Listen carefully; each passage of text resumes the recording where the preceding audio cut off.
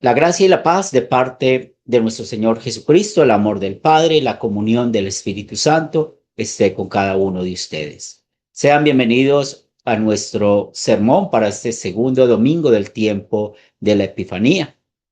Quiero dar un saludo fraternal a cada uno de ustedes, mis hermanos de la Iglesia Luterana Cristo, como también desde el Sínodo Iglesia Cristo Wels Internacional. Damos un saludo a cada sembrador y su grupo sembrador, como también a todos los estudiantes de la Academia Cristo. Es una bendición estar con ustedes adorando a nuestro Dios y siempre enfocados en la vida eterna. El pasaje que vamos a meditar en este segundo domingo del tiempo de la Epifanía está tomado del Evangelio según San Juan, el capítulo 1, los versículos del 29 al 41. Así nos dice la palabra de Dios. El siguiente día vio Juan a Jesús, que venía a él y dijo: He aquí el Cordero de Dios que quita el pecado del mundo. Este es aquel de quien yo dije: después de mí viene un varón, el cual es antes de mí, porque era primero que yo, y yo no le conocía. Mas para que fuese manifestado Israel, por esto vine yo bautizando con agua. También dio Juan testimonio, diciendo: vi al Espíritu que descendía del cielo como paloma y permaneció sobre él, y yo no le conocía. Pero el que me envió a bautizar con agua, que él me dijo: sobre quien veas descender el Espíritu y que permanece sobre él, ese es el que bautiza con el Espíritu Santo. Y yo le vi y he dado testimonio de que este es el Hijo de Dios. El siguiente día otra vez estaba Juan y dos de sus discípulos, y mirando a Jesús que andaba por allí, dijo: He aquí el Cordero de Dios. Le oyeron hablar los dos discípulos y siguieron a Jesús. Y viéndose Jesús y viendo que le seguía, les dijo: ¿qué buscáis? Ellos le dijeron: Rabí, que traducido es maestro. ¿Dónde moras? Les dijo: venid y ved. Fueron y vieron dónde moraba, y se quedaron con él aquel día, porque era como la hora décima. Andrés, hermano de Simón Pedro, era uno de los dos que habían oído a Juan y habían seguido a Jesús. Este halló primero a su hermano Simón y le dijo: hemos hallado al Mesías, que traducido es el Cristo. Este es el pasaje que vamos a meditar. Estimados amigos, hermanos en Cristo Jesús, el tema que hemos preparado para este segundo domingo del tiempo de la Epifanía, somos llamados a revelar a Cristo como el Salvador del mundo. Estamos en tiempo de Epifanía y usted y yo no podemos perder el enfoque de esta temporada. Jesús de Nazaret se presentó como el Salvador de judíos y gentiles. Aunque lamentablemente la mayoría de los judíos, a causa de su orgullo pecaminoso, no pudieron ver al Mesías. Y después de tener la escritura en sus manos, creyeron más en el maligno que en la palabra de Dios. Y muchos de esos judíos incrédulos solo abrían su boca o hacían acciones para ocultar y atacar a Jesús como el Cristo esperado. Pablo señala este problema cuando escribió en los Romanos en el capítulo 9, versículo 6. No que la palabra de Dios haya fallado, porque no todos los que descienden de Israel son israelitas. Hace poco estaba hablando con un joven que fue a hacer un trabajo en casa, y al ver que estaba en una iglesia empezó a preguntar algunas cosas acerca de nuestra fe luterana confesional. Pero es interesante cómo él tenía unas ideas acerca de Jesús. Pero muchas de estas ideas estaban motivadas por lo que escribió Pablo en los Colosenses. Mirar que nadie os engañe por medio de filosofías y huecas sutilezas, según las tradiciones de los hombres. Este joven tenía muy arraigada la idea que Jesús se casó con María Magdalena y los cuales tuvieron hijos. Pero también él me decía que creía que Jesús fue la persona más especial que pudo existir en este mundo. Pero eso me recordó también cómo hay otros pensamientos que he escuchado de Jesús y conectado con las palabras de Pablo a los colosenses. Y todo esto ocurre por el modernismo, que afirma que no hay una verdad absoluta porque nadie tiene la verdad. He notado que hay un crecimiento, mis hermanos, de esa filosofía del estoicismo. Y eso es una filosofía práctica que muchos aplican en sus vidas usando la razón para superar las emociones destructivas y reaccionar con calma ante la adversidad. Pero muchos hoy en día practican este tipo de filosofía porque afirman que Jesús lo fue, queriendo hacer pasar a Jesús como un simple filósofo. Pero esto no termina aquí. El maligno quiere que usted y yo como cristianos ocultemos a Cristo por medio de nuestras obras, haciéndonos creer que Jesús vino simplemente a este mundo para ser un modelo de vida. Y es por esto que muchos solo ven a Jesús como un solucionador de problemas o un banquero que va a dar prosperidad material a todo aquel que le acepte en su vida. En verdad, muchos judíos en los días de Jesús y muchos de nosotros hemos caído en la trampa del diablo, ocultar realmente quién es Jesús. Y esto hace evidente nuestro pecado en contra de la primer tabla de la ley. Al ocultar el nombre de Jesús, estamos yendo en contra de la voluntad del Padre y confiamos en lo que dice el hombre. Esto es pecar contra el primer mandamiento. Pero cada persona, la Trinidad, es Dios y revela su nombre para que hablemos a otros acerca de Dios. Y al ocultar su nombre, estamos pecando contra el segundo mandamiento, porque esta ley manda que usemos el nombre de Dios para darlo a conocer con nuestra alabanza y predicación. Pero tampoco queremos en oportunidades leer las escrituras y preferimos mejor escuchar a hombres cultos y de prestigio o leer libros con mucho conocimiento, pero que no tienen fe.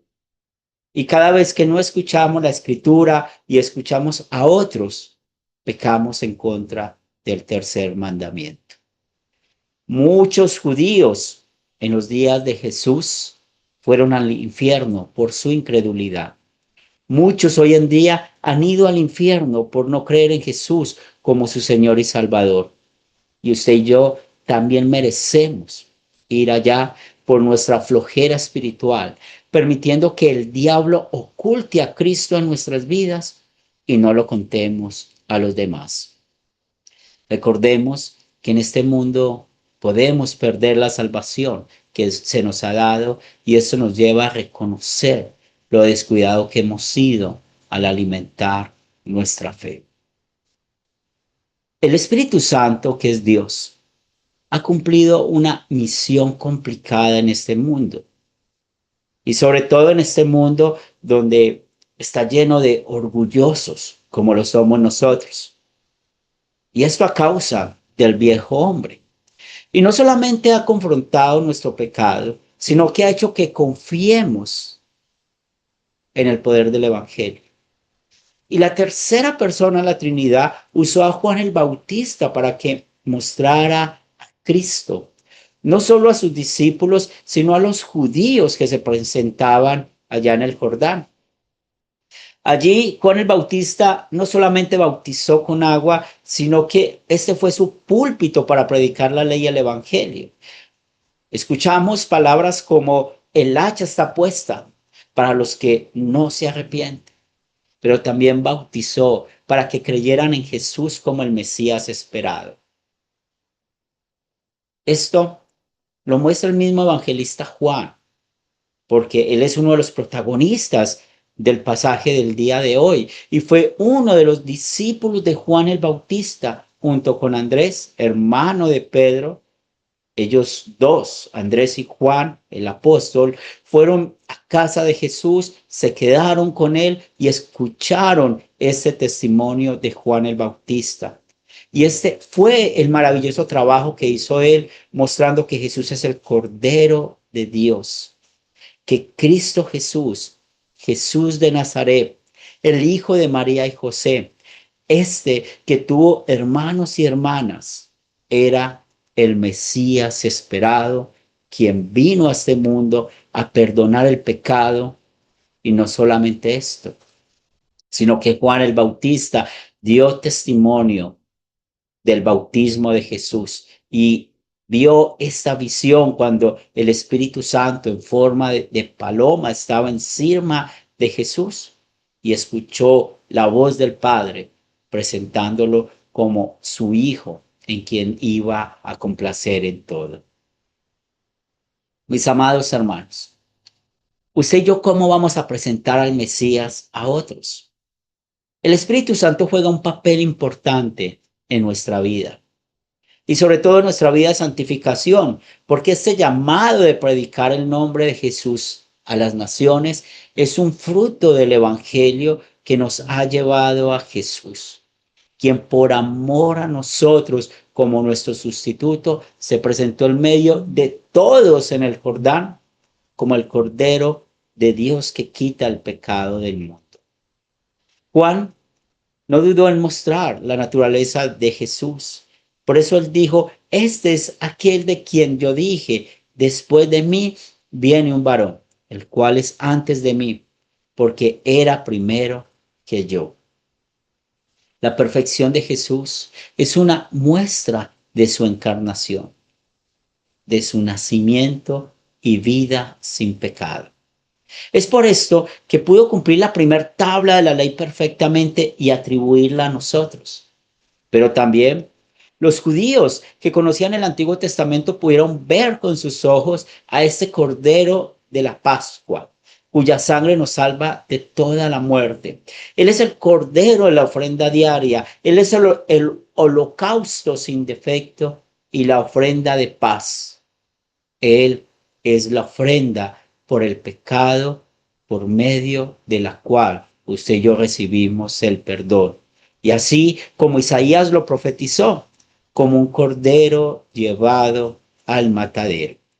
Y es por esto que usted y yo hoy hacemos parte del pueblo de Dios. Y como tal, estamos llamados a hablar de Él y contar realmente quién es Él, porque la Biblia es muy clara en cuanto a quién es el Mesías, Jesús de Nazaret. Mis queridos amigos y hermanos en Cristo Jesús, este pasaje para el día de hoy nos enseña no solamente a ver a Cristo Jesús como el Mesías, sino también nos enseña cómo revelar a Jesús a otros. Andrés, hermano de Simón Pedro, era uno de los dos que habían oído a Juan y habían seguido a Jesús. Decía yo primero a su hermano Simón y le dijo, escuchemos bien, hemos hallado al Mesías, que traducido es el Cristo. Andrés usó la misma palabra de Dios en ese momento que solo estaba el Antiguo Testamento para mostrar a su hermano Pedro que Jesús de Nazaret era el Mesías, el Cristo, el ungido esperado. Usted y yo no solamente tenemos este mensaje del apóstol Juan con su poderoso evangelio para este día, sino que también tenemos regalos poderosos de parte de Dios para que otros conozcan al Mesías y le puedan confesar como su Señor y Salvador. Les hablo del bautismo. El bautismo es un medio de gracia por medio del cual el agua unido a la palabra da perdón de pecados y la fe en Cristo Jesús. Ese nacimiento espiritual que se da por medio del bautismo no depende del hombre, solo del poder de Dios. Y esto mismo sucede con la predicación del Evangelio. Allí se presenta la doble obediencia o la doble sustitución de Jesús por amor a nosotros. No solo, mis hermanos, encontramos perdón de pecados en la vida, sufrimiento, muerte y resurrección de Cristo, sino que también necesitamos confiar en las promesas de la Biblia y aprendamos a usar palabras sencillas y palabras que son poderosas, como las que usó Juan el Bautista. Este es el Cordero de Dios que quita el pecado del mundo. O como lo dijo Andrés a su hermano Pedro, este es el Mesías, que significa el Cristo. Usted y yo estamos en un mundo el cual está muy confundido acerca de quién es Jesús y también un mundo sin Jesús. Muchas personas especulan acerca de quién es el Salvador, pero no olvidemos que el Padre en los cielos quiere que usted y yo seamos quienes llevemos este mensaje a otros. Desde el niño creyente hasta el anciano con más años en medio de nosotros. Es importante que tengamos esa tarea de llevar el nombre de Jesús a otros y no necesitamos inventar la manera de hacerlo, porque ya escuchamos que tenemos los medios de gracia. Un etíope estaba confundido leyendo al profeta Isaías y no sabía de quién se hablaba. Y Dios usó a Felipe para que le enseñara de que Isaías hablaba de Jesús y luego le bautizó. Jesús encontró a una mujer en Samaria, la cual tenía varios maridos y vivía una vida escandalosa.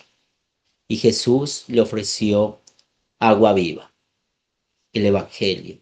Y ella, después de creer en él, fue y habló a otros acerca de Jesús, que era el Mesías esperado. Pero pensemos también en el día de Pentecostés, como ese día fueron bautizados más de 3,000 personas. Y estas pruebas son más que suficientes para que usted y yo sigamos fieles en la administración de los medios de gracia. Y así seamos usados por el Espíritu Santo para que el reino de los cielos siga expandiéndose y muchos más conozcan el amor de Dios. Porque ¿cuál es la voluntad de Dios? Que todo el mundo sea salvo. Y mi oración, que sigamos conectados con los medios de gracia para alimentar nuestra fe y que otros vayan al cielo a estar al lado de nuestro Dios. Amén. Los invito a aquellos que puedan ponerse de pie para que oremos. Señor de los cielos, queremos dar gracias por darnos a conocer quién es nuestro Señor y Salvador, a Cristo Jesús, el Cordero de Dios que quita el pecado del mundo. Reconocemos, Señor, que sin ti nada somos, pero también damos gracias por tu bendita palabra, que es el alimento espiritual de nuestras vidas. Gracias por darnos la confianza y la fe en esta palabra y gracias por fortalecer nuestras vidas espirituales.